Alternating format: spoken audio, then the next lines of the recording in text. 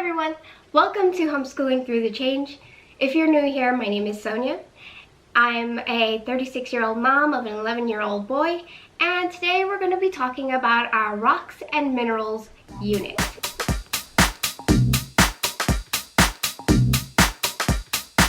Now, we did this unit as the last unit of our 6th grade school year. And so I decided that we wouldn't do bookwork to go along with it. So we didn't do any notebooking, writing, making tables, making drawings. We decided not to do any of that. Instead, what we would do is just look at rocks and talk about them, basically. I wasn't sure if my kid would actually like this unit or not. I mean, I thought he would, but I thought, well, if he didn't like it, then I would just keep whatever rocks that I bought and put it by my bedside table. But it turned out he actually loved it. I loved it. We had a great time. So when I first contemplated having us study rocks and minerals, I thought I wanted to get just a small kit with a few rocks in it, and we would play it by ear and see how it went.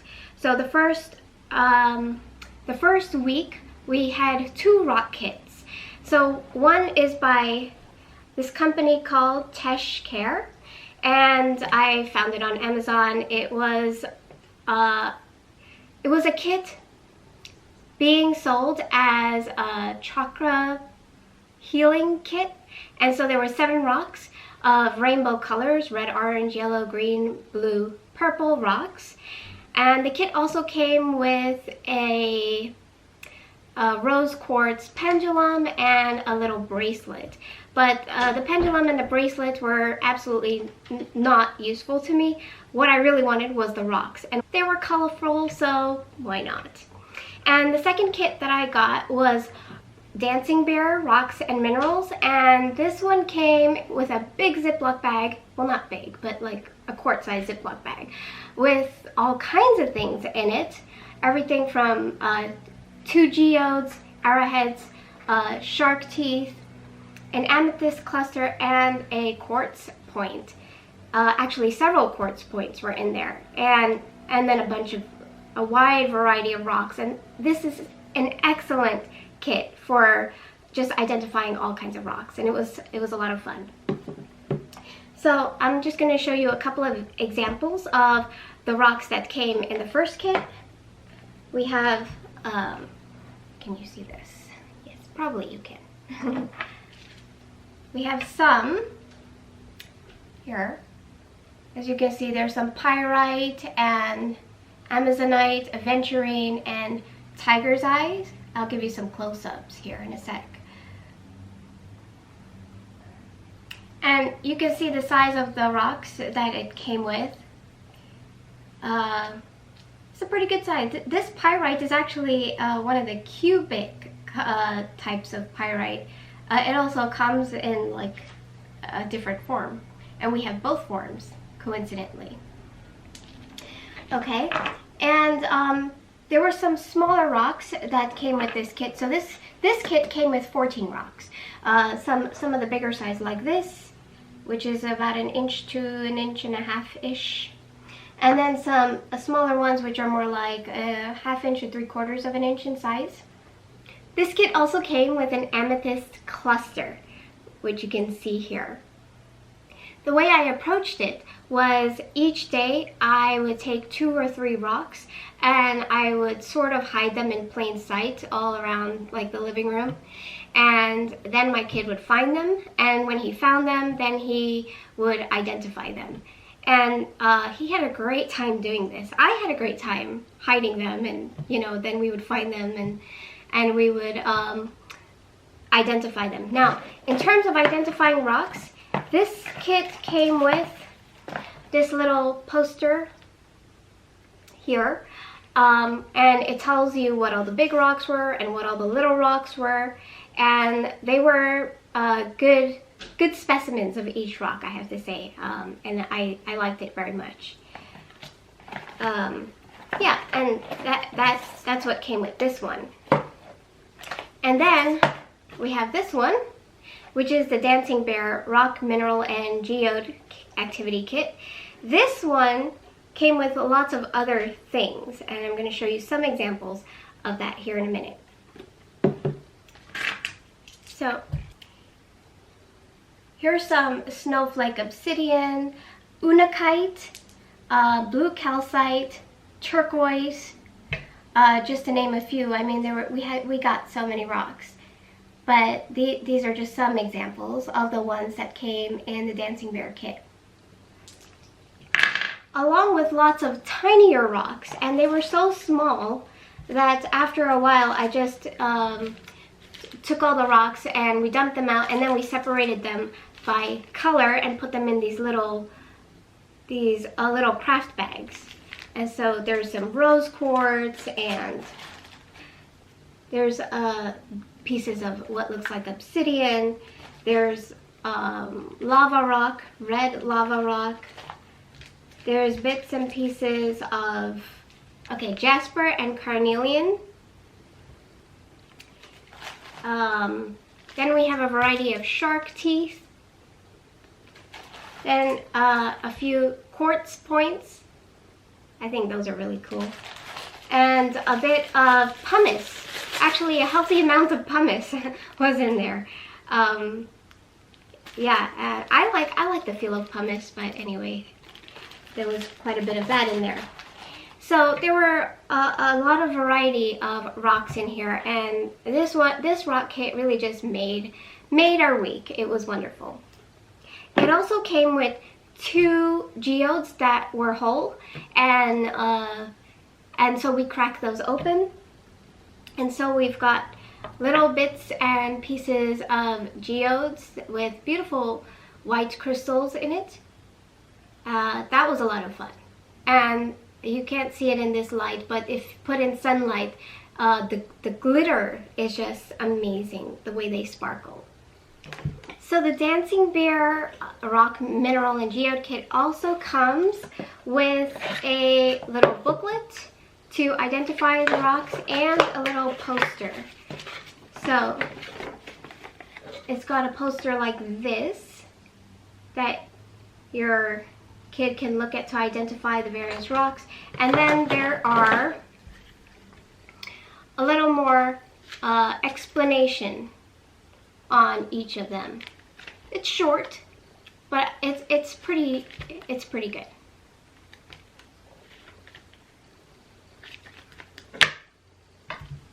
So in addition to using the 2 rock kits, I also got a hardness kit. After I saw that we were having a great time with this, I then went ahead and ordered more rocks. And so this is a hardness kit, and they're numbered by the Mohs scale of hardness, so from 1 to 9, number 10 being diamond, and they're not going to send you a diamond. But I stuck a scratch plate, a streak plate, in the number 10 spot, so we could look at streak colors of rocks in order to identify them. I have to say we didn't do that very much, but we did identify by visuals mostly. And this, so this kit I got from Home Science Tools, and it comes with some instructions that tells you what each rock is and their hardness.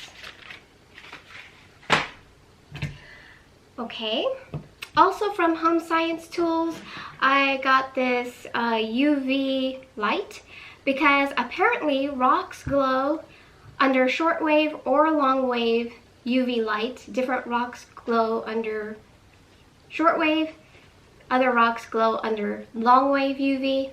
And so this flashlight has both longwave and shortwave.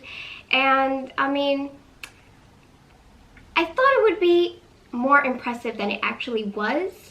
I think my kid thought the same thing. But it was fun. It added another dimension to our rock study, and we learned about different fluorescing things. Besides looking at rocks under UV light, you can look at banana speckles, you can look at shells, and flowers. They all kind of have a glow, different color glow under UV light, and different ones glow under shortwave and different things glow under long wave. So that was kind of fun, but at the same time it was a little underwhelming as well. I don't think this is actually necessary to a rock and mineral study, but it did add another dimension to it. Also from Home Science Tools, I got a box to display the rocks in, and I think I paid maybe $7 for it. And it's a nice box. The cardboard is pretty stiff, but I do feel like it would get nicked and worn on the edges with time, so it may not be like the most long-term solution, but I mean, it's a nice display case. I also picked up this is like a fishing tackle box from Academy Sports, and it was about $3 or $4. And it also has, can you see this? Yes. It has movable tabs, so you can make the squares longer. These dividers don't move to make it wider, but you can make things longer.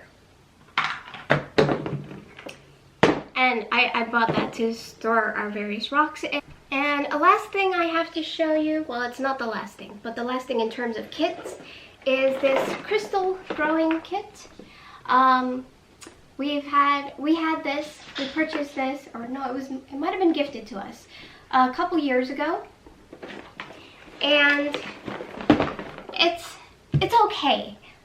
We did some experiments from it a while back, and the cover is totally deceptive. Your crystals will not be anywhere near as big. I mean, not anywhere near. And so, yeah, it takes a while to grow the crystals if you're growing them from a solution, which most of the activities require you to do. And what you grow are very, very tiny crystals. And I just feel like if you wanted a kit that has to do with rocks and minerals, maybe get something else. This one was not quite what we thought it was. Okay, now I'm going to go into the books that we used and how we like them. The first one is my book of rocks and minerals, things to find, collect, and treasure. Now, I think that this book is best for like middle elementary and up. The pictures are very, very big and colorful. It's beautiful to look at. And there's bigger writing, and then there's little writing all over that you can read, but it's not too much. It's, I think, a good amount. And then in the back,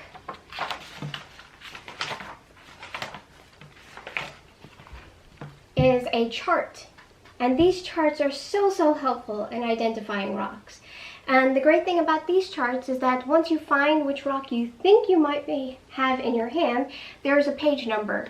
And the page number tells you what page to go to look at more information on the rock. We love this book. This is probably the most used book that we had. And the only problem with this book is that it doesn't have every rock and mineral. It's just a beginner's guide, and it's for, I would say, a younger group.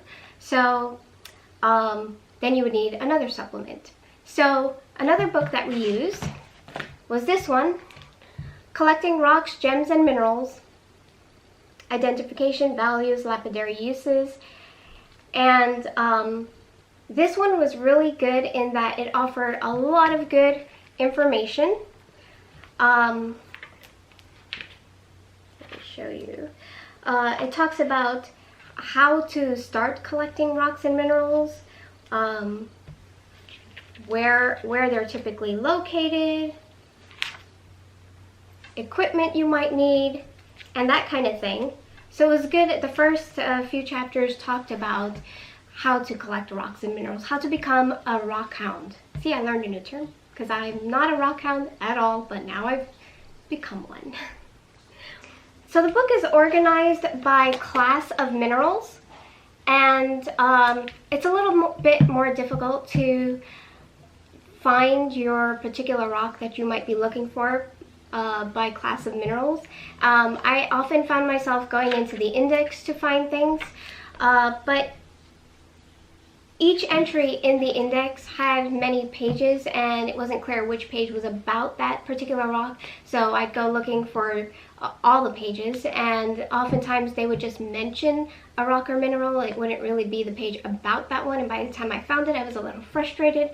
So it's not as easy to find information about one particular rock or mineral, but I would say that it has a lot of good information, including and the bottom tells you where this rock or mineral is often found, and the value of it. So if you find something and you think that it might be valuable, you can look at it, what the cost is per pound, per gram, or whatever the rates are at the moment this book was published. So I think that was kind of useful, and the pictures are wonderful.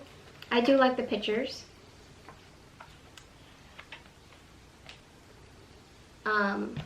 But we didn't really look through this book as much. We did in the beginning, but after a while we kind of just didn't. Another book that I got after these two kind of didn't have all the rocks, or, well, I don't know. I just thought we needed another guide. So I got What's That Rock or Mineral by DK. And this is kind of a pocket identification guide. As you can see, it's smaller. And this one is much more about rocks than minerals. So we actually had more minerals than rocks, but if you found things on the street or, you know, more rocks, this would be a great guide, because this one has nice big pictures, not too many words in it, but maybe just enough for you to identify what you might be holding. And in the back, there's a mineral gallery and a rock gallery. There actually are more rocks than minerals listed, so let me find that page. Yeah. So this page, I think, is really helpful in trying to identify rocks. And so this book was useful. Also, it has the page number underneath the rock, so when you think you know what you've got in your hand, you can look at the actual page and see what it says about that. So I think this was really handy and really nice for rock identification, whereas the others are more mineral. Yeah, more for mineral identification. And the last book that I have is The Illustrated Guide to Rocks and Minerals. This book is not for beginners. This book is more for intermediate rock hounds. I would say if you have a middle schooler or a high schooler, but not even middle school, maybe the information is a little more technical, but it is easy to read. So I would say if you're an intermediate rock hound or you're a high schooler interested in rocks, then maybe this book is for you. It goes into the molecular shape of the rocks and why they're formed, and chemical composition. See, it's the table of contents.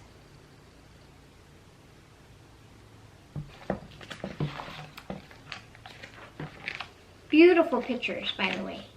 How the rocks are formed, the geological processes.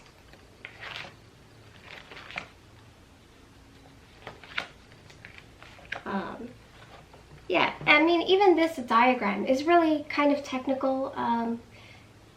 Yeah, I don't think my middle schooler was very interested in that part of it.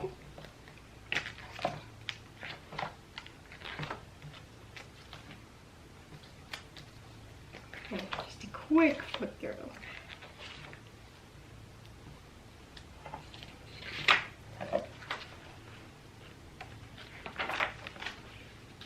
Yeah, this chart is identifying rocks, and it says, you know, is it igneous, is it metamorphic, is it sedimentary, will it scratch glass, will it not scratch glass, or what is the grain